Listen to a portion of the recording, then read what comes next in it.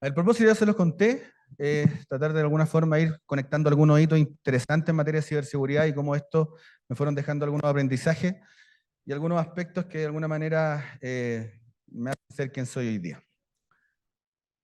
¿Qué estudié? Partiendo me pidieron que pusiera esto, RFO va a ir muy rápido. Oye, estudié ingeniería en conectividad y redes, tengo un diplomado en seguridad de la información, egresado de un MBA de la Adolfo Ibáñez, algunas certificaciones atingentes, ¿cierto?, que tienen que ver un poco con el desarrollo profesional. Fui responsable de seguridad de Telefónica en Chile, subgerente de operaciones, gerente de ciberdefensa en Banco Chile. Son las cosas más importantes o interesantes en materia de ciberseguridad. Hacia atrás de eso trabajé de todo. Y cuando digo de todo, desde la construcción, siendo mensajero, repartiendo queso, de todo. Y hoy día como gerente de ciberseguridad en Banco Pichincha.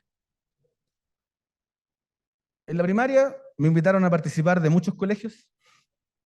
Eso significa, ¿cierto?, que tenía a veces más de un colegio por año. Y es natural, porque soy bastante inquieto, me distraigo muy fácil. Estudié electrónica en el colegio y tuve también mi primera pyme entre los 22 y 24 años. Fui papá por ahí por el 2003, entenderán, ¿cierto?, que joven, y eso también apresura otros procesos y te invita también a mejorar aquellos aspectos que de alguna manera no te sirvieron mucho en la etapa temprana, pero sí lo necesitas, ¿cierto?, erradicar, ¿cierto?, de manera importante cuando aparecen estas responsabilidades. Bueno, mi enana hoy día ya tiene casi 21 años y está en Santiago estudiando, la veo frecuentemente. También apareció en el 2003, la molesto con esto, ¿se acuerdan de esto, no? Blaster. Blaster en general fue como aquella primera pieza de software, ¿cierto? Como que generó revuelo, porque estaba presente en todos los computadores, era impresionante, pero en todos. O sea, yo recuerdo que muchas veces nos acercábamos a visita y me decían, oh, ¿sabes que mi computador se prende? Y dura un minuto, no alcanzo a hacer absolutamente nada y se apaga. Y en todos, o sea, hasta en prueba de fallo pasaba esto. Y en general, donde buscábamos información era complejo. En ese minuto Google estaba como bastante incipiente. Estaba Altavista, Yahoo Respuesta, estaban como esos navegadores que de alguna manera uno trataba de buscar apoyo y ese apoyo no siempre estaba. Y habían más comunidades del tipo IRC donde aparecían estos trucos, ¿cierto? Cámbiale la hora al computador y con eso te va a dejar trabajar. Mucha gente mandaba correo en el pasado, en el presente, era bien complejo administrar. En el 2006 llegó a Telefónica como soporte de datos nivel 1. No sé si se acuerdan o no vieron por la noticia la Revolución Pingüina. La Revolución Pingüina tiene que ver un poco con una expresión de un grupo de estudiantes que tuvieron mucha fuerza, hubo mucha comunicación en este aspecto. De hecho, increíblemente, uno de los jóvenes que encabezaba esta cuadrilla, hoy día es el presidente de Chile. No les vengo a hablar de política, pero es un tema súper atingente. Y ustedes se preguntarán, ¿qué tiene que ver la materia de ciberseguridad con esto? Primero estaba en Telefónica.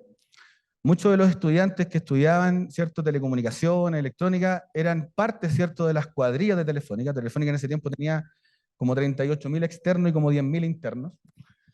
Entenderán que con esa dotación de personas, ¿cierto?, era súper complejo administrar esto. O sea, la gente se trataba de manifestar en todos los sentidos, desde hacer daño en las infraestructuras críticas, en sitios críticos, y también alguna forma de manifestarse, ¿cierto?, digitalmente. Era muy incipiente, había muchas herramientas, poca información, herramientas que al día de hoy todavía progresan, ¿cierto? Pero ese tipo de forma de expresarse nos causó mucho daño y de alguna manera marca como los primeros cimientos de qué tenemos que hacer en materia de inteligencia. ¿Bien? Dolores, ataque en la infraestructura crítica, nos atacaban nuestros routers, los routers que teníamos expuestos a internet y routers que teníamos dentro de la red de MPLS. Las contraseñas que están ahí son las contraseñas que estaban en ese tiempo, todavía me acuerdo, soporte punto, 123 momia, casi todos lo tenían. Soporte punto punto para ser un poquito más generoso. Y a veces ya los más creativos le ponían soporte 123. Entonces, estas cosas que efectivamente uno las lee, pasan. Y hasta el día de hoy yo creo que todavía andan algunos routers dando vuelta con este tipo de credenciales. Y se generaba una serie de scripts que nos mandaban los equipos a valores por defecto, cambiaban archivos de configuración, explotaban bugs. O sea, ahí partió fuertemente el concepto que necesitábamos aplicar ciberseguridad en toda la infraestructura. Muchas de estas credenciales también estaban puestas en los modems, no solamente en los routers empresariales. Entonces, era complejo administrar esto, sobre todo cuando era muy incipiente la materia de ciberseguridad. Ahí partieron las primeras labores de inteligencia, como les comenté. Asumo el cargo de responsable de seguridad de red. Fue así como, oye, tú, ven, me están pidiendo esto desde España, no tengo idea qué es lo que es, me dicen que es como un oficial de seguridad, pero no de la información, sino orientado a la red, y de alguna manera el desafío está en construir capacidades que nos permitan hoy día salir de estos problemas que estamos teniendo en todo aspecto, red móvil, red fija, residencial, etc. ¿Cuánta gente me reportaba? Cero, y por eso tiene un poco que ver con el título de la presentación. Presupuesto asignado, cero, y los objetivos, los que se me ocurran. O sea, el director de red me dice, no sé, o sea, sé menos que tú hoy día, por favor asúmelo, y vamos para adelante. Las primeras 2 semanas no sabía qué hacer, fue complejo, y se me ocurre hacer esto. Esto es el organigrama de ese minuto de Telefónica. Y qué bueno que no se vea en detalle porque aparecen los nombres tal cual están. Pero me doy cuenta que no estaba solo. Me doy cuenta que habían, en total, en todas esas cajitas, y las cajitas tienen que ver, no sé, las áreas de cumplimiento, gestión, auditoría, soporte, operaciones, dirección, marketing, red, todo. Y en cada una de esas cajitas había gente que dentro de sus actividades hacía cosas en materia de ciberseguridad. Y eran 250 profesionales, no era poco, o sea, ya tenía gente. Si lo único desafío acá era, primero, cómo convencerlos que me pasaban a reportar, aunque sea matricialmente. O sea, personas con un señorito importante, interesante. Además, pasarles trabajo adicional al que ya tenían. Cosas que efectivamente les podía hacer sentido por su grado de expertise. Sin embargo, no eran capaces de entender hacia dónde queríamos llevar esto. Alinear a 2.500 personas, que era la dotación de red, que era la dirección de red, y a 30.000 externos no era una tarea fácil, y estaba solo. Y además de eso, tratar de multiplicarme por 20, al menos, para poder dar cobertura, ¿cierto?, en aquellos espacios donde yo no estaba, donde se tomaban decisiones en materia de ciberseguridad o en materia de protección, donde no podía estar.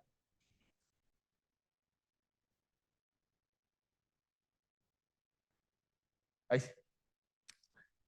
La segunda pregunta que me digo, o que me hago en ese momento, es ¿qué es hacer ciberseguridad en una telco? Y aparecen una serie de conceptos. De alguna manera las trato de representar acá. Hablamos de red, de interfaces, de usuario, de router, de DNS seguro, control de cambios, servicios, portales, acceso, la RNC, la radio base, los DISLAM, la MPVN, IP versión 6, IP versión 4. O sea, un sinnúmero de cosas donde en cada una de las partes y piezas era necesario aplicar controles, entender la problemática, entender hacia dónde va el mercado, entender un poco los riesgos y de alguna manera empezar a articular un plan que nos permitiese, ¿cierto?, construir capacidades. Otra cosa que se nos ocurre en ese momento era cómo hacíamos trabajar a una organización que no me reportaba, que sí hacía cosas en materia de ciberseguridad, y que de alguna manera pusiéramos un objetivo común, una épica, una meta, algo que de verdad nos sirviera o nos permitiese, ¿cierto?, salir adelante. Se nos ocurre hacer esto, que hoy día existe, esto no es nada nuevo, pero poner algunas actividades, agruparlas por dominio, medirlas, ¿cierto?, según alguna valorización, y sobre eso ser capaces de contrastar. Y con un objetivo. Lo primero que nos dice el director y el gerente general es, no sé de lo que me están hablando, entiendo que estamos al debe, sin embargo, quiero que todo llegue a nota 2. Así es fácil, así como si fuese súper sencillo. Si no, lo quiero parejo, quiero todo un nota 2. ¿Qué significará el 2? Ni idea. Y empezamos a alinear a toda una organización que los objetivos que nos trazáramos, ¿cierto?, de alguna forma apalancaran aquellas actividades que tenían alguna prioridad importante, sin embargo, estaban al debe. Se nos ocurre separar por dominios, aparecieron una serie de actividades, ¿cierto?, en cada una de las áreas del equipo. Estas actividades nos permiten encontrar dónde están las prioridades y las pintamos efectivamente en materia de prioridades. Hicimos este mapa conceptual. Este mapa conceptual nos permite generar un dominio de donde queremos atacar el problema, a tachar un rol, porque efectivamente esa persona, ese ser vivo, estaba presente en Telefónica, no lo conocíamos, pero hacía cosas, desglosar la cantidad de actividades que ese rol tenía que hacer en el mejor escenario, conectarlo con la persona, ¿vale? Y aquí empezamos a separar el rol del alma, entender en qué subgerencia estaba, en qué gerencia o en qué área participaba. El rol tenía algunas actividades y esas actividades las podíamos priorizar y éramos capaces de armar dominios priorizados para poder entender la problemática. Insisto, estamos hablando de una telco la más grande del país en Chile, que concentraba el 65% del tráfico agregado del país, o sea, era la infraestructura crítica, no existía un PIT o un punto de intercambio de tránsito nacional. La cantidad de personas que estaban ahí era gigante, superaba 2 o 3 veces el resto de las telcos. Y además teníamos desafíos interesantes como, por ejemplo, la ley de neutralidad de la red, que fue súper desafiante, y además materia de, por ejemplo, cómo poder hacer la portabilidad numérica. En la red fija, claro, era fácil, era todo cableado, ¿cierto? Yo podría hacer las cruzadas y si estaba muy lejos no tenía cómo lograrlo. Pero después cuando apareció la regulación y nos exigió hacer la portabilidad numérica, independiente que si estuviesen cerca o lejos, ya fue un desafío interesante. Más desafío, portabilidad numérica en la red móvil, por ejemplo. Una vez que identificábamos los controles de las actividades, éramos capaces de recién entender qué teníamos que hacer en materia de ciberseguridad cuando nos íbamos a la parte acá. Esta es la actividad, ¿qué puedo hacer yo con poca gente, sin recursos, para que esto se materialice, para que esto vaya madurando? Eso es para lo nuevo, o sea, perdón, cómo arreglamos lo antiguo, ¿cierto? Pero cómo de alguna forma asegurábamos que todo lo nuevo que entrase, ¿cierto?, a la organización, o todo lo nuevo que se pusiera en servicio, entrara correctamente, de acuerdo a los estándares que estamos fijando, era todo un desafío. Y en ese minuto pensábamos en 3 cosas. Primero, tenemos que estar presentes en todos los proyectos. En todos los proyectos. O sea, cómo con poca cobertura somos capaces de estar ahí. Otro desafío era cómo somos capaces de evangelizar. O sea, señores, hay cosas de sentido común que seguramente no se están haciendo. Y lo último era, a ver, ¿cómo valido que lo que yo estoy pidiendo efectivamente no sea letra muerta? O sea, si yo estoy pidiendo ciertos requerimientos, ¿cierto? Las puestas en servicio, ciertas buenas prácticas, el control de acceso, la autenticación, etcétera, ¿cómo éramos capaces de conectar ese deseo con la realidad? Me gusta mucho este árbol. Hay 2 dichos. Bueno, árbol que nace de torcido, lo agarran para columpio o se le caen los pajaritos si no alcanzan a ver. Lo primero, estar presente en los proyectos. ¿Qué se nos ocurre hacer? Un documento, lo llamamos anexo de ciberseguridad, y ese anexo convencimos a toda la organización que era ley. O sea, independiente me hayan comunicado, me hayan convocado de forma oportuna en la etapa inicial del proyecto, este anexo era parte de cualquier RFP que salía de Telefónica, de cualquiera. Fue traducido en todos los idiomas, todos los idiomas. Y de verdad fue un bonito artefacto que nos permitió dar cobertura a aquellas cosas que no estábamos logrando. Tratábamos de separarlo en ese tiempo de lo higiénico, que eran requerimientos generales, y requerimientos específicos, sobre todo cuando había exposición, sobre todo cuando ya hacía cosas que en ese tiempo eran bastante incipientes. Estas 2 cosas, como les comenté, fueron exigidos en toda RFP, obviamente que tenía que ver con materia de tecnología, y lo último, capacitamos a todos los jefes de proyecto para que se asegurasen que esto, que eran casi 300 requerimientos, fuesen exigidos como parte de la puesta en servicio o la puesta de cualquier proyecto. Otro artefacto que nos permitió dar cobertura a, una vez el proyecto está en curso y se va a poner en servicio, se nos ocurre construir este artefacto que se llama plan de aceptación. Y el plan de aceptación era tomar los mismos requerimientos, pero hacer preguntas bien genéricas que nos permitiese a cualquier ser cristiano entender si lo que se pidió en el documento se está o no materializando, ¿cierto?, como parte de la entrega del proyecto. Y lo medíamos, y era súper fácil. Si esto era 80, pasaba a la segunda fase con algunos compromisos. Si era entre 70 y 80, autorizaba el director de red. Y si era menos de 70, autorizaba el gerente general. O sea, fuimos capaces de traducir lo complejo en un documento que se atachaba a cualquier puesta en servicio de acuerdo al proceso de control de cambio, y sobre eso dar la cobertura donde no estábamos. Lo interesante es que todos los proyectos complejos, antes de pasar por control de cambio, los marcábamos y obviamente el gestor de cambio pedía este documento. Y el tercer artefacto que nos permitió de alguna forma dar un revés a las oportunidades que veníamos atrayendo, ¿cierto?, de la historia, fue este documento que lo llamamos el proceso de creación de planta, que era como el boletín de seguridad. Y lo que hizo el director de red, que el director de red es un tipazo reconocido a nivel mundial, lo que hizo el director de red fue hacer una ceremonia y imprimió muchos de estos a color y los fue dejando en cada uno de los puestos de trabajo.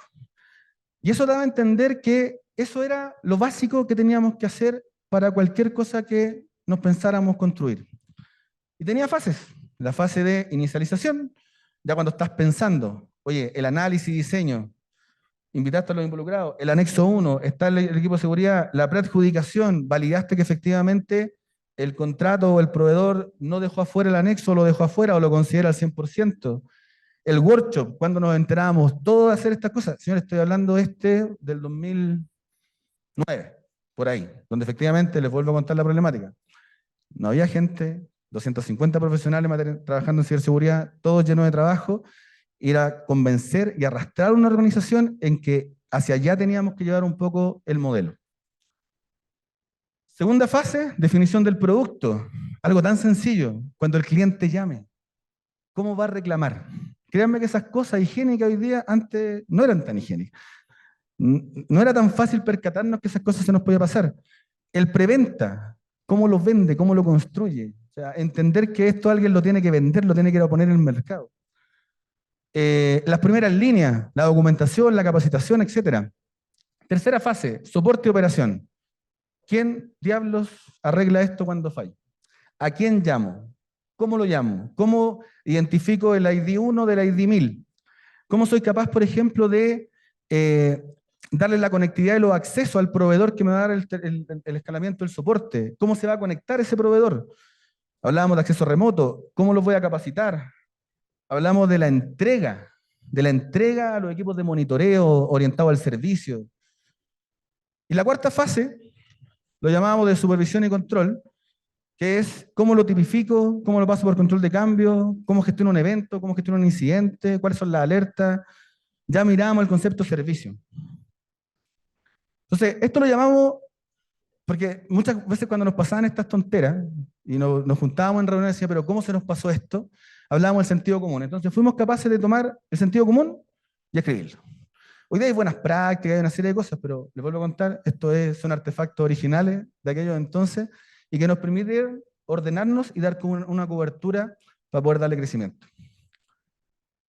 Entre el 2008 y el 2014 pasaron cosas.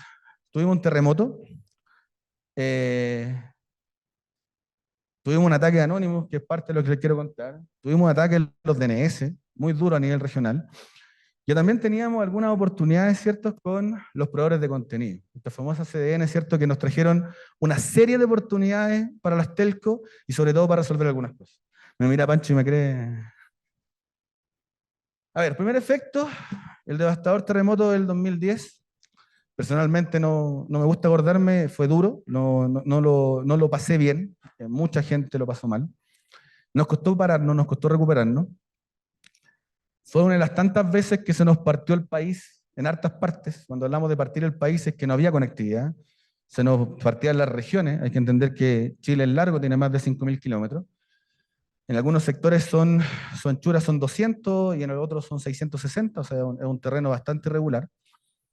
Pero también tiene hartas dificultades porque tenemos que cruzar grandes distancias para poder conectarnos. En ese tiempo el punto de concentración de tráfico era Santiago. De hecho, una de las cosas que después nos pusimos de acuerdo como service provider fue descongestionar Santiago y empezar a alocar el tráfico en cada una de las regiones. O sea, que el tráfico fuese atendido en la región. ¿Qué tiene que ver esto con materia de ciberseguridad? Yo creo que acá cambió todo lo que podíamos hacer. ¿Sí? Aquí entendemos, primero, que nuestra infraestructura era crítica, a la gente no le interesaba o podía sobrevivir 2 días, 3 días sin poder bañarse, sin tener agua en sus casas, tratando de tomar lo que pudiesen, hirviendo el agua, algunos, o no teniendo, o cuidándola más de lo costumbre. Hubo gente que que no tenía electricidad y pasaron meses, y en algunas regiones años, sí, o sea, en algunos sectores de Chile, años sin tener electricidad. Y ya tener gas o no tener gas, ya pasaba a dar lo mismo si podías cocinar con leña. Pero no poder comunicarse, que era la labor que tenía un service provider, eso ya no tenía precio. O sea, ahí entendimos un montón de cosas. Pasamos a ser una infraestructura crítica, pero además ser parte de los principales servicios básicos de un país. No lo entendíamos hasta el terremoto, pero entendíamos efectivamente cuando había tanto deseo de poder comunicarse con sus seres queridos, y esa posibilidad no estaba, era un dolor que no podíamos ser capaces de soportar. O sea, se movió toda una compañía para lograr esto, para poder conectar. Teníamos la posibilidad de pasar tráfico, por ejemplo, por Perú, los conectamos por Arica, o sea, hicimos un montón de cosas para poder lograrlo. Fueron semanas, meses de trabajo, y se logró conectar un país, de alguna forma se logró también hacer más resiliente un país. En efecto, ciberseguridad, en materia de inteligencia, nos dedicamos netamente a encontrar información que nos permitiese primero encontrar a nuestros seres queridos, pero después empezamos a ver otro efecto, que era el efecto de había tanta necesidad de conectarse que empezaban a crear malware con información falsa con respecto a esto. Y eso ya se nos complicó la vida. O sea, ya teníamos el primer efecto de phishing de algo que efectivamente la gente necesitaba conocer, fotografía, había mucho morbo, ¿cierto?, de poder entender lo que estaba pasando. Y claro, las primeras cosas que funcionaban fue el correo electrónico, más allá del teléfono celular, y sobre eso tuvimos mucho comportamiento de amenaza en ese tiempo. Bueno, después de la pandemia yo creo que todos lo sufrimos, pero en este caso a nosotros nos dolió mucho.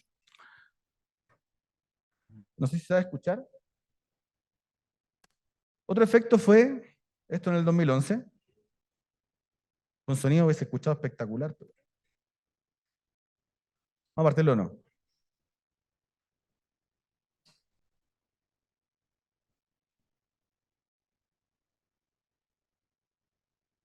¿Ya? ¿No?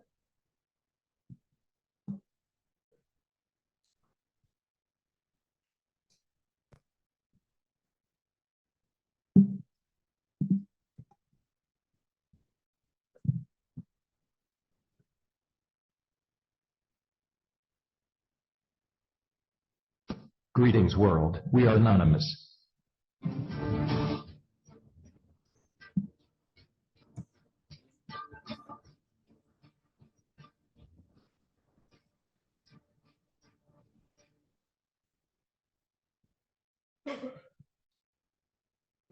Saludos mundo. Somos Anonymous. Debido a los problemas en las telecomunicaciones y la mala atención al cliente de Telefónica, y por el reclamo de las personas indignadas de tantas estafas producidas por esta empresa de las telecomunicaciones llamada Telefónica, Anonymous ha decidido lanzar la operación Movistar, porque estamos cansados de tantas estafas, y de que ustedes se llenen los bolsillos de dinero minuto a minuto, mientras que más personas se estén muriendo de hambre. Pues a Anonymous está en contra de esto. A nosotros Anonymous no le importa si tiramos su servidor durante 10 minutos, pero vamos a hacer este llamado. Anonymous ha decidido lanzar con éxito la operación Movistar este 27 de octubre y no daremos marcha atrás. Únete a esta causa, ayuda a difundir este vídeo, recuerda. Somos Anonymous. Somos Legión. No perdonamos. No olvidamos. Esperemos. Casi me voy sin el micrófono y que la boté. Eh, Cuando vimos esto, por favor, remóntense al 2011. Cuando vimos esto era así como, ¿qué es esto, Diosito Santo? O sea, ¿será una broma? ¿Será una joda? ¿Por qué no muestra la cara? ¿Por qué habla raro? O sea, nos hacíamos un montón de preguntas, tratábamos de entender qué había detrás de esto. Empezamos a hacer algunas sesiones con el equipo global de qué significaba esta amenaza. Y a partir de este video empezaron a aparecer una serie de fenómenos. Siempre les decimos a nuestros amigos de Incapsula, de Arbor, todos los que vendían estas soluciones de creación de servicio, que eran incipientes, que parece que fueron como los creadores del problema y los solucionadores del problema, o sea, como que generaban ambos efectos. Y nos reíamos mucho porque a veces implantábamos evidencia justamente para hacerlos caer, pero no. Nunca nos encontraron la verdad si lo hicieron o no. Pero cuando ocurre esto, claro, que cuando uno ve esto, dice, ya, o sea, es normal, o sea, pero esto pasó hace poco. O sea, remóntense al 2011, en ese 2011, esta esta amenaza formal, ¿cierto?, de no saber quién, nos trajo una serie de iniciativas. Esto recrea un poco el escenario de cómo estaba conectado cualquier service provider. Tratamos de mostrar un poco en este ejemplo de, generalmente los ataques en acción de servicio en ese tiempo y hasta el día de hoy son casi 100% internacionales a nivel de tráfico agregado. Muy poco tráfico llega a través de los puntos de intercambio de tránsito, de las mismas CDN o el punto de, sí, el punto de intercambio, el punto de tránsito. Están los PIN nacionales, están los ISPs, y de tener un ataque de estas características, el menos impacto es esto. O sea, claro, a él le va a llegar el 2,2% de un tráfico, ¿cierto?, malicioso, que es su capacidad de tránsito, pero el problema lo tiene el service provider hacia arriba. Entonces, empezamos a recibir una serie de ataques, no solamente a Movistar, sino a toda la infraestructura, y empezamos a tener congestión en todas las interfaces de red, pero una congestión que ya no podíamos soportarla. Y eso no solamente nos pasaba a nosotros, le pasaba a todos los ISP en Chile. También se propagó acá, le pasó a Argentina, le pasó a Perú. Todos los países de forma simultánea empezamos a vivir este fenómeno. Cuando llega el día del anunciado ataque, días anteriores ya habían votado a todas las páginas. Estuvo afuera España, estuvo afuera Telefónica Ecuador, Movistar Ecuador, Telefónica Perú, todos estábamos afuera con nuestro sitio. Y en una reunión me recuerdo que estábamos en una sesión día sábado, yo salgo a hacer clase y me fui un poco a Telefónica porque este ataque lo recibíamos el domingo. Empezamos a buscar este RFC.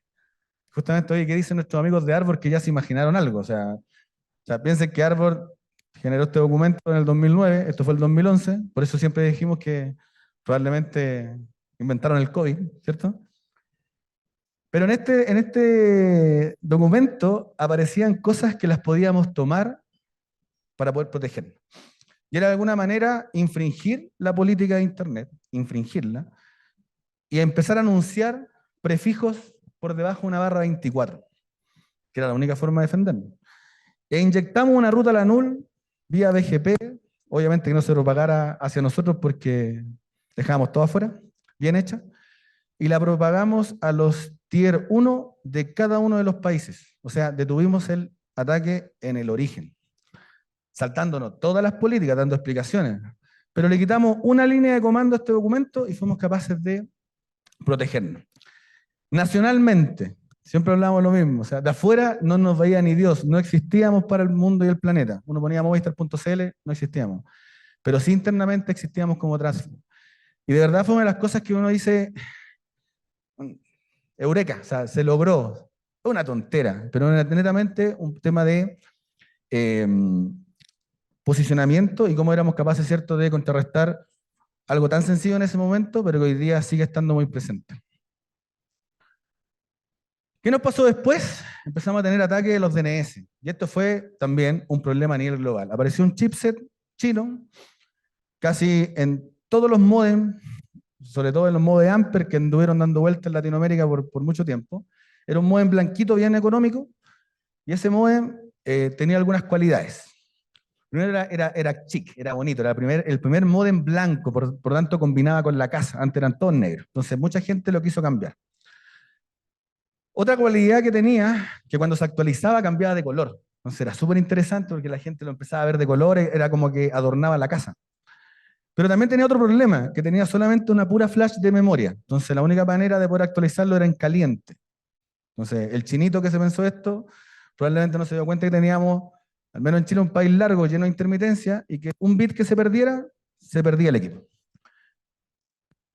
Y además hubo un problema en una gestión del laboratorio, que un chico dijo, oye, podríamos hacer para evitar que el tráfico de DNS llegara siempre al equipo, ¿cierto?, al DNS, empezó a hacer caché de DNS. Entonces empezó a cachear cierta resolución de nombre habituales dentro del parque residencial. Solución, nos descongestionó una serie de problemas, ¿cierto?, en los DNS locales y atendía la solicitud lo más cerca del origen. Un crimen perfecto. Sin embargo, falló en algo.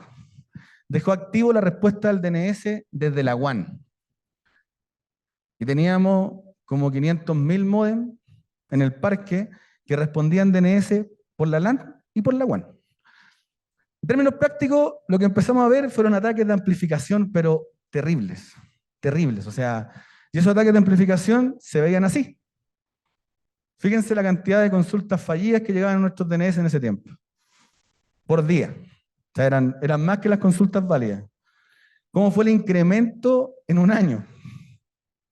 O sea, nosotros vivíamos tranquilos, bien, empezó a pasar esto, se dieron cuenta y ya éramos los principales actores de un ataque de negación de servicio a nivel latinoamericano. Nos atacábamos nosotros mismos, pero además, esto empezó a pasar en el resto de Latinoamérica. Este chipset estuvo dando vuelta en todo el mundo, todos lo tenían. ¿Sí?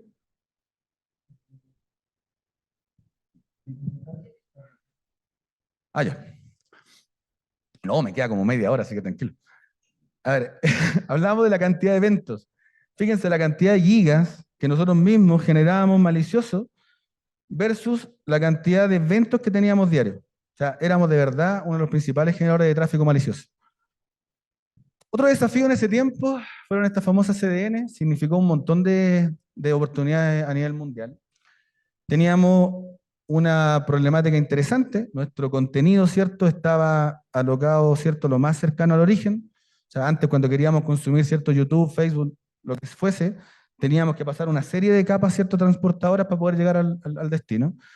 Y los desafíos fueron empezar a acercar ese contenido lo más cercano, ¿cierto?, a donde se originaba el tráfico. Piensen que en ese entonces los algoritmos que hoy día tiene YouTube son impensados. O sea, estoy hablando de hace 12 años atrás, donde se duplicaban, triplicaban la cantidad de descargas sin ser capaces de bajar ese contenido al país. 2.000, 6.000 sesiones por vez, por cada vez, íbamos a consumir, ¿cierto?, a buscar el mismo video. Entonces, ese tipo de cosas congestionaban cualquier service provider. Lo que me dejó este camino, primero, lo de la infraestructura crítica, interesante. Esto me gusta mucho, la cereza del pastel va al final. O sea, cuando hablamos de una cereza del pastel, para mí es la documentación, por ejemplo. Algo que tanto le gusta a los auditores, que hay un respeto importante, pero para mí la documentación es al final. Primero lo hacemos, lo estresamos, y después de alguna forma lo documentamos. Hacerlo al revés probablemente genere más fricción y te va a retroceder un montón de tiempo. El equipo de seguridad, al menos en aquel entonces, era el que conectaba tecnología con la parte de networking. Y obviamente con el resto del negocio. Éramos como los pegapiezas. Otra cosa interesante, que la continuidad operativa, y como vengo de una telco, para mí es lo básico. O sea, mantener la continuidad operativa es para lo que nos llamaron a hacer, sobre todo los que trabajamos en el mundo de tecnología, y de alguna manera eso de alguna forma te marca el camino, te pone un punto de referencia para no perderte en ese andar. Todo proyecto debe incluir un porcentaje de ciberseguridad. Yo me acuerdo que les pedía 1,5% del proyecto, algo baratito, pero a todos les pedía una cuota de todo lo que se hacía, desde la compra de un lápiz, una mesa, a todos les pedía el 1,5%. Y eso de alguna forma me permitió construir presupuesto. Y debemos vencer la letra muerta y las declaraciones de intención. Son cosas que de verdad me enseñaron y de alguna forma me permitieron ir creciendo. Los mejores aliados, los procesos críticos de negocio en ese tiempo, los riesgos, ¿cierto? Son cosas que de alguna forma no debemos descuidar ni desalinear. Esto es interesante, de hecho me costó redactarlo, pero siempre vayan a hurgar, a buscar los incidentes críticos y verifiquen desde el rol, los que trabajamos en ciberseguridad, si hay algo en materia de ciber que pudimos hacer mejor. Desde su documentación, desde su control, desde su monitoreo, de lo que fuese. Y van a encontrar muchas cosas por ir destrabando y solucionando. Auditoría es el brazo derecho. Quisiera decirlo siempre, hay ocasiones que cuesta, pero cuando hablamos del brazo derecho, deben ser parte del problema, y creo que nosotros somos los llamados como segunda o primera línea, ¿cierto?, de invitarlos a este gran desafío. Y el otro, el brazo izquierdo, para mí es marketing, porque en realidad son los que están más cercanos al cliente, son los que están entendiendo, ¿cierto?, la percepción del cliente. Me voy al sur de Telefónica, me cambio, dejo de ser un cliente y paso a ser un proveedor, con un montón de desafíos. Habían ya 23 clientes un modelo de operación súper en corto, con prestigiosas marcas, Pancho, mira, Honeywell, Fortinet, Cisco. Teníamos un modelo operativo muy, muy pequeño y nuestra principal función al principio fue estabilizar la operación, o sea, ser capaces de al menos estos 23 clientes atenderlos de la forma que corresponde. Anécdota, primera semana perdí 4 clientes, ya tenía 19. Era como, ¿por qué? O sea, si de verdad queremos hacerlo bien. Pero venía con tanta historia, por el tiempo no les voy a contar un par de anécdotas porque si no me lío. Pero en cada uno de los clientes que de alguna forma íbamos trayendo, de verdad hay que atesorarlo. Y perder esos 4 clientes por temas higiénicos duele. ¿Qué aprendí antes? Aprendí algo que de verdad hasta el día de hoy me encanta. O sea, ser capaz de liderar, no desde la jerarquía, sino desde el propósito. O sea, mover a 250 profesionales bajo un único objetivo común me ha facilitado mucho, de alguna manera, seguir en este camino. Me cuesta muy poco. Primer desafío, entender que ya no era cliente, sino más bien un proveedor. No entendía de marketing. Los de producto hacían sus cosas, ¿cierto? Que no se vendían por ninguna parte. Los ventas de Telefónica vendían enlaces y teléfonos celulares. Ese era su skill. Entonces, convencerlos, ¿cierto? Ir a vender seguridad ya era complejo. ¿Y qué alternativas teníamos? Los formábamos, los entrenábamos para hablar de memoria con un discurso que ojalá no les preguntaran nada, o los acompañábamos. Entonces, creamos un modelo basado en el cliente, nuevamente, 2000 algo, donde primero teníamos que dar una cobertura básico, cumplir con los SLA higiénicos, hacer una integración con los informes si no se nos va la vida, pierdo foco. Teníamos que tener gente certificada, teníamos que tener un plan de formación, ¿cierto?, para esa gente certificada. Teníamos que tener un diseño de conectividad, si no a cada cliente lo conectábamos como viniese desde el lado preventa. Teníamos que tener documentado un cliente. Teníamos que acompañar a los clientes, o sea, acompañar al venta. Claridad de cuánto nos costaba mantener esto en la casa. Acompañar al áreas comerciales, ¿cierto?, del cliente, el acompañamiento. Conexión con los productos que ya teníamos ofertando. Creación de planes de continuidad de negocio, ¿cierto?, por todas esas capas. Gestionar el desempeño con KPI, desde el concepto de mejora continua. Íbamos a tener que ir a certificaciones de la industria, y esa era nuestra estrategia. O sea, créanme que me encanta dibujar estas cosas. Generalmente cuando trato de simplificarme hacia dónde tengo que llevar algo, lo trato de poner en estos diagramas conceptuales, que me permite mirarlo de varias maneras y no perderme en el camino. Cuando construimos esto, se nos hizo mucho más fácil la tarea. Vuelvo a decirle, 10 años atrás. Después de eso, hicimos un plan de negocio. ¿De acuerdo? Tenía 19 clientes, no crecía un cliente porque no había Dios que los vendiera. Pero entendí que para crecer, me gusta este dicho, alguien debía pagar la fiesta. ¿Quién paga la fiesta? El cliente. Por lo tanto, necesitaba tener muchos clientes, sumar clientes. Hicimos un plan de negocio en el 2015, que se materializó en el 2016 y 2018, muy agresivo, que era ir por el 35% del mercado. Pedimos un análisis y teníamos un crecimiento sostenido año contra año de un 15, 18, 20%. Ese era el año sostenido. Entonces, si tú quieres ir al 35% del mercado, no al tu crecimiento del mercado, eso significa que tienes que ir a comer o inventarte un problema para que crezca el mercado o atraer el mercado a la competencia, ¿cierto? Así se distribuía la torta. Estos son en millones de pesos.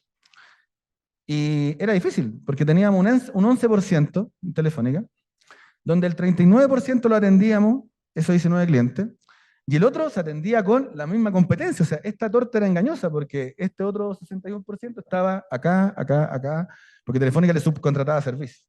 Entonces, era complejo. ¿Cuál fue la épica? Entender cómo queríamos crecer, dónde queríamos crecer, en qué líneas de negocio queríamos invertir. ¿Cuánto queríamos crecer por cada uno? Por 3, por 12, por 8, por 7, etcétera. ¿Y cuánto necesitábamos en cada uno de ellos? ¿Cuántas familias de clientes de acuerdo al ARPU de cliente? Fíjense, me cambié de la parte de ser cliente a ser proveedor, pero me encantó. Esta faceta la entendí. Hicimos el famoso embudo, cuántas oportunidades necesitábamos semanales, cuánta estrés íbamos a poner a preventa, un funnel muy agresivo, y de alguna forma hicimos una tabla bien sencilla. Oye, un vendedor genera 7 posibles oportunidades por semana, un preventa libera 4 posibles oportunidades, 10 clientes por semana deben entrar, 10 clientes por semana a un centro de operación. O sea, entenderán que es muy agresiva la postura. Y los requerimientos del SOC, ¿cierto? Que tienen que ver qué tipo de clientes queremos atender. Hicimos un cálculo, no perdiendo el foco, 35% del mercado. ¿Cuánta gente necesitábamos en ventas? ¿Cuánta gente en preventa? ¿Cuánta gente en implantación? ¿Cuánta gente en operación? ¿Cómo nos distribuíamos interno y externo? ¿Y cuál es el modelo de llegada? Y los principales desafíos que hasta el día de hoy existen. Los recursos los necesito ahora. Hoy día contratar a un especialista en ciberseguridad nos está tomando entre 4 o 6 meses, no es poco. Personas con experiencia, desafíos, por ejemplo, la retención, la atracción de talento. Éramos Telefónica, no conocían ni Dios de Telefónica en materia de ciberseguridad. Nos construimos este modelo, que fue nuestro proceso que nos permitió entender cómo cerrar el ciclo. Y este ciclo es normal, o sea, el equipo de venta genera nuevas ofertas, el equipo de preventa, ¿cierto?, entrega nuevos proyectos, el equipo de implantación los pasa a operación. Pero nos dimos cuenta que había una flecha que era la más interesante, cómo nosotros como operación podíamos generar valor al negocio, cómo éramos capaces de abrir oportunidades a partir de los dolores del cliente, convirtiendo esas oportunidades, ¿cierto?, en productos. Avanzamos mucho, todo era hermoso, la vida nos sonreía, y apareció esto. La mezcla perfecta entre un gusano y ransomware. Esto nos dolió. O sea, nos dolió un montón porque era difícil de explicar a un cliente que queríamos ser los mejores en ciberseguridad, pero eran los principales afectados de WannaCry. Era inconexo esa historia, no era coherente. ¿Cómo me iba a presentar como el mejor en ciberseguridad si nos pasaba esto? Y además con un Chema Alonso en ese tiempo diciendo esto lo ve tecnología o lo ve TI. O sea, eso también de verdad nos bajó un montón el escenario. Ese escenario de éxito fue complejo. Les quiero recrear este episodio paso a paso. En algún minuto lo hice, lo presenté en un encuentro de la FIDAE. Primero, WhatsApp global es 5:37 de la mañana. Después de eso, Chile despierta, 6:20, buena hora. 100 WhatsApp con imágenes de España. Nosotros, señores, esto está súper lejos, ¿qué nos va a afectar a nosotros? Ahí no pensábamos que esto se propagaba por la red. O sea, piensen, los computadores encriptándose, muy poco ruido, muy poca información, la gente despertando recién, pero ya teníamos 100 WhatsApp con imágenes desde España, ¿cierto?, con equipos encriptados. Comité N0 Chile, en remoto, dijimos no pasa nada, sigamos, se determina de mantener la condición de alerta, se nos informa de Telefónica España que se apaga la red administrativa, o sea, señores, se apaga. Comienzan las primeras especulaciones en Chile, comenzaron las fotografías a recorrer por los grupos de WhatsApp, muchas internas, 8:40, la gente está llegando, entrábamos a las 9 de la mañana. Grupo global, condición de otra OE, empezamos a preguntar qué pasa en la otra operadora, ¿cierto?, del grupo. Se activa el comité de crisis, condición crítica, aviso por alto parlante de apagar los computadores. O sea, no teníamos otra forma de avisar, señores, en todo, o sea, todos los teléfonos, señores, apaguen. Ahora, red Wi-Fi y red LAN apagadas. Aislamos la red de servicio, ISP, data center, red móvil, todo. O sea, nos apagamos, no sabíamos qué era. O sea, imagínense un poco el escenario de que todos los computadores con esa pantalla roja bendita que después la van a ver, y que no teníamos idea cómo se propagaba, qué es lo que ocurría, y todos los proveedores llamándonos, tengo la solución, la tengo, instalémosla ahora en el data center. O sea, estas llamadas de verdad eran cosas de cada 2 minutos el proveedor que te llamaba dice, lo tengo, sé cómo ayudarte. Paciencia. Paciente infectado lo teníamos, ya empezamos a descomponerlo, a entender lo que estaba pasando. Pasaron una serie de eventos avisándole a la ONU. Avisamos al Ministerio del Interior, a la banca, a la ONU, nos desconectamos, empezamos a compartir algunos IOC, nos protegimos a nivel perimetral cuando empezamos a entender estos indicadores de compromiso. Eso quiere decir que en los routers de borde, ¿cierto?, bloqueamos tráfico. Pruebas con distintos vendors, tuvieron todas las marcas de antivirus, ¿cierto?, ayudándonos a ver si podíamos limpiar estos equipos. Se decide no pagar, desistir la recuperación y formatear. Estoy hablando 2017. era duro. O sea, señores, 7.000 computadores a casa. O sea, no hay nada, partimos de cero. No hay respaldos. O sea, la decisión de no pagar fue clave y hasta el día de hoy Telefónica lo mantiene. Comienza el levantamiento de la afectación, aviso del incidente, recepción de equipos. Ya era lunes cuando empezamos a recibir los equipos y parchados, filtros, pasarelas, etc. Volvimos a la normalidad el día miércoles a la 1 de la tarde. Esta fue un poco la propagación a nivel mundial de cómo ocurrió WannaCry. Esta fue la famosa pantalla que cuando uno la ve dice, Diosito Santo, no me gustaría ver algo así. Y esto les quiero mostrar que quizás nunca lo han visto, pero abajo pueden ver el tráfico agregado. En el peor escenario son 500 gigas agregados en Telefónica. Pensando un poco, éramos 65, el 70% del tráfico, el resto, ¿cierto?, lo tenía el resto de los service providers. Pero arriba van a ver la inyección de tráfico malicioso al puerto 445. La inyección. Y fíjense, antes no había nada, normal, no se ve muy bien en la imagen, pero estos son las 10 de la noche hasta las 6 de la mañana. Todos los días. Acá nos dejaron dormir y nuevamente nos repasaron el viernes a sábado. O sea, la inyección de tráfico malicioso fue exacto, cuando la gente está en sus casas, no monitoreando, no durmiendo, nada.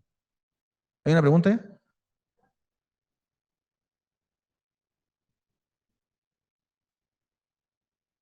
¿Por qué? No te escucho bien. No, esta información está en informes públicos que publicó Telefónica, de ahí lo saqué. Pero no sé si lo han visto, pero sí están. Te los comparto después para que los tengas. Toda la información que estoy compartiendo está en los sitios públicos de Telefónica a través del sitio de Levenpatch. De verdad. Tengo ese cuidado, trabajo en lo mismo. Vamos. Principales enseñanzas. ¿Estábamos preparados en una crisis como esta? Seguramente no. O sea, aprendimos en el paso. No pensábamos en la mutación gusano, esperábamos, cierto, que un ransomware llegara por correo electrónico. No había correo. ¿Cómo avisábamos? ¿Cómo nos conectábamos? ¿Cómo alertábamos? Olvidamos lo básico, respaldar, parchar. ¿Cómo explicábamos durante el evento, durante la prueba, durante el examen, qué es apagar un equipo? Mucha gente apagaba la pantalla y nos generaba un montón de problemas. Dábamos la cara ante los medios. ¿Cómo abordábamos la llegada a la oficina? El viernes fue un buen y mal escenario. Claro, podíamos mandar a la gente a sus casas, pero no desconectaron el equipo, estaban los equipos amarrados. Tampoco teníamos cómo cortar esos candados, cosas que uno aprende. No todos reconocimos la afectación, teníamos la suerte al menos en Telefónica Chile que teníamos equipos de inspección de tráfico y podíamos saber quién fue a buscar este tráfico cierto afuera. Por lo tanto, cuando los clientes nos llamaban y se burlaban de nosotros sabíamos que también fueron afectados porque veíamos su tráfico navegando ciertos indicadores de compromiso. Y esto va de prevenir, recuperar y responder, y ese minuto nos tocó responder. Con la frente en alto seguimos, desconectamos un poco el modelo, sacamos marketing del medio, nos pusimos como centro de operaciones, ¿cierto? Dirigiendo cómo se vende, cómo se hace una preventa, cómo se opera. Esto fluyó mucho más rápido y generamos una máxima cohesión conectándonos con el negocio. Construimos un tremendo centro de operaciones, uno de los más grandes de Latinoamérica, con casi 1.000 metros cuadrados, donde fuimos capaces de atender un montón de clientes. ¿Y qué dejamos en Telefónica? Dejamos una herencia de más de 400 clientes, con un crecimiento importante y un equipo humano de casi 200 personas. O sea, fue un tremendo trabajo en 2 años, fue impresionante todo lo que hicimos, todo lo que construimos y todo el aprendizaje entre medio. Son cosas que efectivamente se los pueden llevar para poder entender un poco de cómo destrabar ciertas situaciones que pudiesen estar viviendo en este momento. Me fui al Banco de Chile. El Banco de Chile fue post-incidente, se creó un equipo humano grande. Decidí salir de Telefónica, me sentía muy cómodo en el ambiente de telecomunicaciones, no entendía absolutamente nada de finanzas. Pero como me gustan los problemas y si no tengo problemas me los invento, apareció este incidente en el banco. Cuando hablaban de Swift, no tenía idea de lo que era Swift, hoy día sí entiendo un poco más. Este evento significó un tema no menor en Chile, revolucionó la industria, sobre todo en la atracción de talento. Todos empezaron a preocuparse que esto le pasara al banco más grande en Chile, no era menor, con toda la cantidad de inversiones que tenía. Y por lo mismo, de alguna manera tuvieron que ser capaces de levantar la frente, entender, ¿cierto?, que estuvimos en el suelo y pararnos. El banco estuvo afuera más de 5 días, sin servicios, sin agencias. Era el banco, de alguna forma, ícono, el banco de la Teletón. Y de alguna manera esta épica de poder participar, ¿cierto?, en este proyecto y echar a andar un banco después de ser abatido, era un desafío a nivel profesional muy, muy grande. ¿Qué hicimos en banco?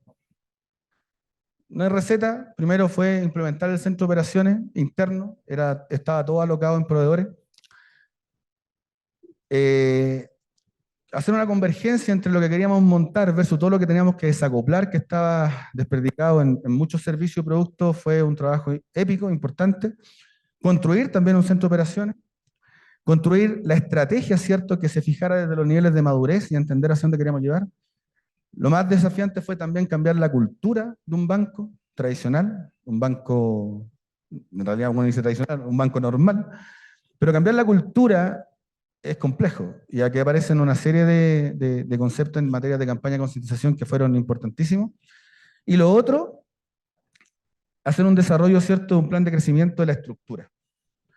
Claro, es súper fácil, por ejemplo, cuando uno es proveedor, hacer crecer una estructura porque atiendes clientes. Pero cuando tus clientes son estáticos, ¿cierto?, y no se mueven y necesitas de alguna manera hacer crecer una estructura, se tiene que justificar de otra forma, no a través del ingreso. Entonces, son parte de los desafíos que de alguna forma entendí cómo desarrollarlo en Banco de Chile y también de alguna manera me los traje, ¿cierto?, a Banco Pichincha para hoy día tener la estructura que estamos logrando. Se ha crecido al menos la planta de unas 50 personas a casi 270 personas. Llego al banco. Para los que no conocen, el banco principal del país ya tiene 117 años. Me encanta el eslogan, inspirar y retribuir confianza. Cuando me hacen la oferta en el banco, era un desafío salir del país, era un desafío dejar las cosas que uno estaba haciendo. Pero el mayor desafío era no venirme con la manada. O sea, cuando hablo de manada, he tenido una serie de amigos que me han seguido un poco en todas estas locuras que hemos hecho. En toda esta épica, mucha gente me acompañó de Telefónica Banco de Chile, mucha gente, más de 50 personas. Y hoy día venirme solo era un desafío. Y de alguna forma me ponía a prueba un montón de cosas que necesitaba saber si las podía lograr. El día de hoy estoy muy conforme de lo logrado. Me han quedado muchas cosas. Y lo otro que me interesó del banco era todo lo que estaba haciendo en materia de transformación. O sea, tomar un banco efectivamente que viene saliendo un incidente y además con toda la aceleración digital que estaba teniendo, no solamente en el país, sino a nivel de la TAM, era un desafío tremendo. Fíjense los números, o sea, hemos crecido mucho, mucho, o sea, esta tasa de crecimiento yo creo que es inigualable con respecto a lo que está pasando en Latinoamérica, sobre todo en materias de finanzas. Y efectivamente, la disminución de los clientes en los canales físicos versus la adopción en los canales digitales también es un desafío. Es un desafío hasta enseñarle, ¿cierto?, al usuario final de cómo tiene que comportarse en este nuevo canal. También son desafíos entendiendo un poco la conectividad que hay en el país. O sea, también estamos haciendo esfuerzos como grupo de poder, además de entregar, ¿cierto?, la posibilidad de poder transaccionar, ¿cierto?, en la punta de forma digital, también la forma de conectarse de esa forma digital. Entonces, el banco está creciendo con sus clientes, está creciendo un poco en esta transformación y de alguna manera conectar todos los controles de seguridad que se necesitan para un crecimiento sostenido es parte del desafío. Haciendo una mirada hacia atrás, con esto estoy terminando. Esto es lo que no se ve, yo lo llamo las raíces. Yo creo que cuando hay convicciones, son parte de tus creencias, están las cosas que uno tiene, que, insisto, estas son cosas que ya más personales, están los sueños, que es una lista de grandes hacer cosas que ojalá que se puedan cumplir y que de alguna manera sean parte de lo primero que uno hace en la mañana. Están los referentes, aquello que te identifica, ¿cierto?, lo que persigues. Están estas ideas fuerza, que al menos a mí me permiten de alguna forma tener ese ánimo adicional para poder seguir adelante. Está la pasión que uno le pone a lo que hacen, que es el punto más alto para mí de la realización personal y profesional. Hacer las cosas porque quieres hacerlas, no porque te obligan a hacerlas, esas ganas. Y los fracasos, que muchas veces lo digo y se lo digo a mi equipo, que cuando encuentren algo que pudieron haberlo hecho mejor, aunque sea pequeñito, es tu culpa. Y eso te ayuda a crecer y aprender y dejar de mirar al de al frente. Mis drivers en lo personal son la pasión y la idea de fuerza, me gustan mucho. Alguna vez me preguntaron, oye, pero ¿cómo pones pasión a lo que haces? ¿Cómo prendes tu pasión? Me gustan mucho estos ambientes de contención, estos lugares íntimos, ¿cierto? Los equipos de trabajo donde están esa cercanía, esa confianza que te permiten ir haciendo cosas más allá. Uno encuentra pasión aquí, antes de los partidos, antes de la tanda de penales, en trabajo en equipo. Estos actos culturales, ¿cierto?, que hacen antes de salir de pesca algunas tribus. O alguna épica, ¿cierto?, como esta tremenda película que permite de alguna manera sobrepasar una serie de aspectos que a veces son difíciles de enfrentar si no tienes este driver. Y en la intimidad, aquí vamos a animar, ¿cierto?, antes de los partidos de fútbol, podemos ver este ritual que hacen algunos cirujanos, ¿cierto?, antes de cada una de las operaciones. Y esos rituales les permiten también encender esa pasión que necesitan, ¿cierto?, para sobrellevar estas presiones. Estos tipos que entrenan, que sobreentrenan. Me gusta mucho esta fotografía. De hecho, si tienen la posibilidad de mandar a su hijo a estas primeras clases de karate y les permiten ir con buzo, cómprenle el traje. Ya se van a sentir karatecas. Y con eso solamente ese hecho ya van a cambiar un poco la forma de enfrentar los problemas. Y cuando estás solo, esta foto igual me gusta mucho, es creérselo. Y la segunda parte de donde esta idea fuerza o estas cosas que me motivan a seguir haciendo cosas, me gusta mucho este personaje, Víctor Cooper, se caracteriza por decir que él no es psicólogo, sino que es un aprovechador de cosas que andan dando suelta en internet y las va sintetizando y las explica en fácil.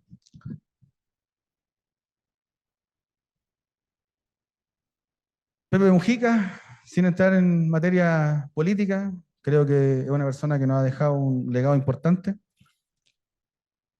Y esta frase que la tengo atesorada desde siempre en todos mis correos electrónicos, en el pie de firma: el que quiera hacer algo encuentra un medio, el que no quiera hacer algo encuentra una excusa.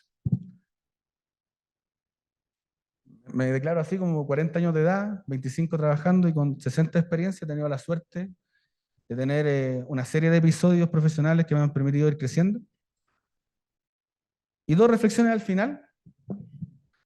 Hay un dicho que me enseñó un español muy amigo, que me dice: los que desembarcaron en Normandía no desfilaron en París. Es duro, pero es cierto. O sea, hay que elegir las batallas que van a dar, el momento en que las piensan dar y además entender, ¿cierto?, con quién se acompañan. Y la última, creo que es importante esto. Muchas veces nosotros estamos deseosos de hacer cosas desde el alma. Oye, esto me dice el sentido común. Pero en materias laborales, a veces cumplimos un rol del auditor, el rol del riesgo, el rol de, no sé, en ciberdefensa, el rol de continuidad operativa, el rol de operaciones. Y traten de alguna manera siempre extrapolarse esta pregunta. Si les dieran la posibilidad de separar el rol del alma, ¿qué decisión tomarían? Y sobre eso vayan construyendo. Eso, muchachos. Muchas gracias.